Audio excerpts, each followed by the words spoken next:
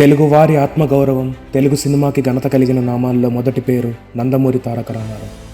28 మే 1923 కృష్ణా జిల్లా నిమ్మకూరులో జన్మించిన ఒక సాధారణ కుటుంబంలో పుట్టిన ఆయన తర్వాత తెలుగు జనాలు దేవుడిగా చూసిన మహానేత. ప్రతి రోల్లో నిజ జీవితం కలిపి నటించిన ఆయన పాతాళ భైరవి, మాయాబజార్, దానవీర సూరకర్ణ లాంటి చిత్రాల్లో మైథలాజికల్ రోల్స్తో జనాల మనసులను గెలిచారు. కృష్ణ, రామ, కర్ణ, దుర్యోధన, ఒక యాక్టర్, ఒక అభినయ చక్రవర్తి. ఈ 4 పాత్రలను నటించిన ఏకైక వ్యక్తి నందమూరి తారక రామారావు.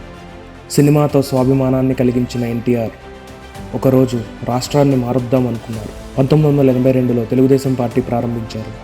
9 నెలల్లోనే సీఎం సీట్ దక్కించుకున్న మొదటి వ్యక్తి. ఆయన ఒక బ్రాండ్, ఒక విశ్వాసం, వెలుగును వెతికిన అందరి కన్నుల్లో అవినీతికి ఎదురైన గొప్పతనం. ఎన్టీఆర్ అంటే అభిమానం, ఎన్టీఆర్ అంటే పోరాటం. అతను సీఎం అయిన తర్వాత ఎన్నో సంక్షేమ పథకాలు చేపట్టారు. 2 రూపాయలకే కిలో బియ్యం, 3 రూపాయలకే పూరి భోజనం, పటేల్ పట్వార్ వ్యవస్థ రద్దు, ఇలాంటి ఎన్నో సంక్షేమ పథకాలు చేపట్టారు. మండల్ సిస్టమ్ నుంచి గ్రామాల వరకు పాలన తీసుకెళ్లారు. కానీ దురదృష్టవశాత్తు 1996లో ఆయన హార్ట్అటాక్తో చనిపోయారు. ఆయన శరీరం లేకపోయినా ఆయన ఆత్మ తెలుగు జనాల్లో నిలిచిపోయింది. ఎన్టీఆర్ గారు ఒక వ్యక్తి కాదు, అతను ఒక యుగం. ఆయన గురించి చెప్పడం అంటే తెలుగువారి గౌరవాన్ని గురించి పలకడం.